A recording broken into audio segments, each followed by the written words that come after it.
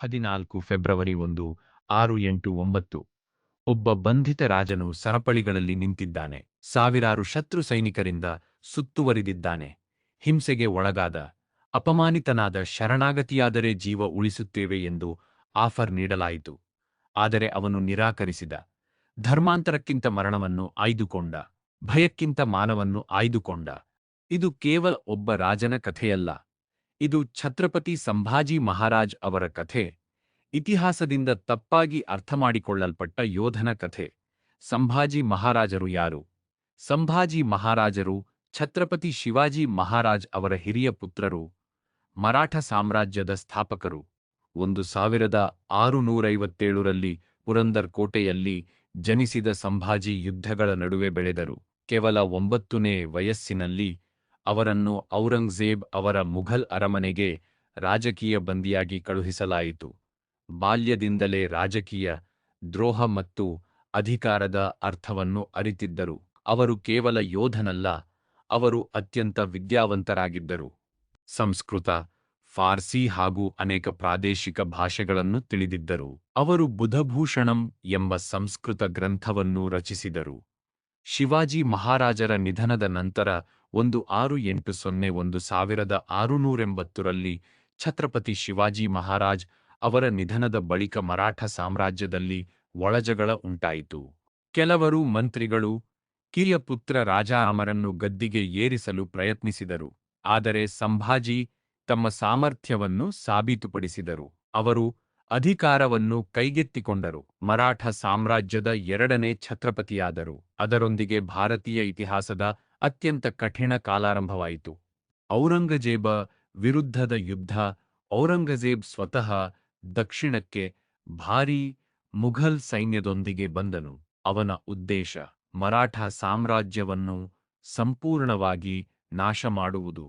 9 ನಿರಂತರ ವರ್ಷಗಳ ಕಾಲ 1680-1689 ಸಂಭಾಜಿ ಮಹಾರಾಜರು ಹೋರಾಡಿದರು. ಮುಘಲ್ ಸಾಮ್ರಾಜ್ಯದ ವಿರುದ್ಧ, ಜಂಜೀರಾದ ಸಿದ್ದಿಗಳ ವಿರುದ್ಧ, ಪೋರ್ಟುಗೀಸ್ ವಿರುದ್ಧ, ಒಳದ್ರೋಹಿಗಳ ವಿರುದ್ಧ. ಸೀಮಿತ ಸಂಪನ್ಮೂಲಗಳಿದ್ದರೂ ಅವರು ಎಂದಿಗೂ ಶರಣಾಗಲಿಲ್ಲ. ಅಚ್ಚರಿ ದಾಳಿಗಳನ್ನು ನಡೆಸಿದರು, ಗರಿಲ್ಲಾ ಯುದ್ಧತಂತ್ರವನ್ನು ಬಳಸಿದರು, ಕೋಟೆಗಳನ್ನು ಧೈರ್ಯದಿಂದ ರಕ್ಷಿಸಿದರು. ಔರಂಗಜೇಬ ಸುಲಭ ಜಯ ನಿರೀಕ್ಷಿಸಿದ್ದನು, ಆದರೆ ಅವನಿಗೆ ತನ್ನ ಜೀವನದ ಅತ್ಯಂತ ಕಠಿಣ ಯುದ್ಧ ಎದುರಾಯಿತು. ಬಂಧನ ಮತ್ತು ಶಹಾದತ್ವಲು. 689 1689ರಲ್ಲಿ ಸಂಭಾಜಿ ಮಹಾರಾಜರು ಸಂಗಮೇಶ್ವರದ ಸಮೀಪ ದ್ರೋಹದಿಂದ ಬಂಧಿಸಲ್ಪಟ್ಟರು. ಅವರನ್ನು ಔರಂಗಜೇಬನ ಮುಂದೆ ತರಲಾಯಿತು. ಮುಘಲ್ ಚಕ್ರವರ್ತಿ ಅವರಿಗೆ ಆಯ್ಕೆ ನೀಡಿದನು: ಇಸ್ಲಾಂ ಸ್ವೀಕರಿಸಿ ಜೀವಿಸು ಅಥವಾ ನಿರಾಕರಿಸಿ ಮರಣವನ್ನು ಸ್ವೀಕರಿಸು. ಸಂಭಾಜಿ ನಿರಾಕರಿಸಿದರು. 40 ದಿನಗಳ ಕಾಲ ಅವರಿಗೆ ಕ್ರೂರ ಹಿಂಸೆ ನೀಡಲಾಯಿತು. ಆದರೂ ಅವರು ತಲೆಬಾಗಲಿಲ್ಲ, ಭಿಕ್ಷೆ ಬೇಡಲಿಲ್ಲ, ಧರ್ಮಾಂತರಗೊಳ್ಳಲಿಲ್ಲ. 11 ಮಾರ್ಚ್ 1689ರಂದು ಅವರಿಗೆ ಮರಣದಂಡನೆ ವಿಧಿಸಲಾಯಿತು. ಅವರ ದೇಹವನ್ನು ತುಂಡುಗಳಾಗಿ ಕತ್ತರಿಸಿ ನದಿಗೆ ಎಸೆಯಲಾಯಿತು. ಆದರೆ ಅವರ ಆತ್ಮ, ಅದು ಎಂದಿಗೂ ಮುರಿಯಲಿಲ್ಲ. ಅವರನ್ನು ತಪ್ಪಾಗಿ ಅರ್ಥಮಾಡಿಕೊಂಡದ್ದು ಏಕೆ?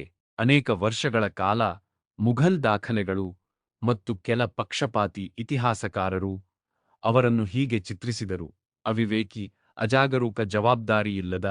ಆದರೆ ಆಧುನಿಕ ಸಂಶೋಧನೆ ಬೇರೆ ಸತ್ಯವನ್ನು ತೋರಿಸುತ್ತದೆ. ಅವರು ವಿಶ್ವದ ಅತ್ಯಂತ ಶಕ್ತಿಶಾಲಿ ಸಾಮ್ರಾಜ್ಯದ ವಿರುದ್ಧ ದಶಕದವರೆಗೆ ಹೋರಾಡಿದರು, ಸ್ವರಾಜ್ಯವನ್ನು ರಕ್ಷಿಸಿದರು, ಮುಂದಿನ ಮರಾಠ ಪ್ರತಿರೋಧಕ್ಕೆ ಪ್ರೇರಣೆ ನೀಡಿದರು. ಅವರ ಮರಣದ ನಂತರ ಮರಾಠರು ಕುಸಿಯಲಿಲ್ಲ, ಅವರು ಇನ್ನಷ್ಟು ಬಲಿಷ್ಠರಾದರು. ಕೊನೆಯಲ್ಲಿ ಮುಘಲ್ ಸಾಮ್ರಾಜ್ಯದ ಪತನ ಆರಂಭವಾಯಿತು, ಭಾಗಶಃ ಸಂಭಾಜಿ ಅವರ ಕಾಲದಲ್ಲಿ ಆರಂಭವಾದ ದಕ್ಷಿಣ ಯುದ್ಧದ ಪರಿಣಾಮವಾಗಿ. ಅವರ ಪರಂಪರೆ ಸಂಭಾಜಿ ಮಹಾರಾಜರ ಪ್ರತಿರೋಧವಿಲ್ಲದೆ ಮರಾಠ ಸಾಮ್ರಾಜ್ಯ ಉಳಿಯದೇ ಇರಬಹುದಿತ್ತು. ನಂತರದ ರಾಜರು ರಾಜಾರಾಮ್ ಐ ಮತ್ತು ಶಾಹು ಐ ಹೋರಾಟವನ್ನು ಮುಂದುವರೆಸಿದರು. 18ನೇ ಶತಮಾನದಲ್ಲಿ ಮರಾಠರು ಭಾರತದ ಅತ್ಯಂತ ಶಕ್ತಿಶಾಲಿ ಶಕ್ತಿಗಳಲ್ಲಿ ಒಂದಾದರು. ಸಂಭಾಜಿ ಮಹಾರಾಜರು ದುರ್ಬಲರಾಗಿರಲಿಲ್ಲ, ಅವರು ನಿರ್ಭಯರು. ಅವರು ಅಜಾಗರೂಕರಾಗಿರಲಿಲ್ಲ, ಅವರು ಅಚಲ ಸಂಕಲ್ಪದವರಾಗಿದ್ದರು. ಅವರು ಜೀವಕ್ಕಿಂತ ಧರ್ಮವನ್ನು ಆಯ್ದುಕೊಂಡರು. ಇತಿಹಾಸವನ್ನು ಬಹುಮಟ್ಟಿಗೆ ಜಯಶಾಲಿಗಳು ಬರೆಯುತ್ತಾರೆ, ಆದರೆ ಕೆಲವೊಮ್ಮೆ ನಿಜವಾದ ವೀರರು ಶರಣಾಗದವರೇ ಆಗಿರುತ್ತಾರೆ. ಛತ್ರಪತಿ ಸಂಭಾಜಿ ಮಹಾರಾಜ್ ಸೋಲಲಿಲ್ಲ. ಅವರು ತ್ಯಾಗ ಮಾಡಿದರು. ಆ ತ್ಯಾಗದಿಂದಲೇ ಸ್ವರಾಜ್ಯ ಉಳಿಯಿತು. ಜೈ ಭವಾನಿ, ಜೈ ಶಿವಾಜಿ.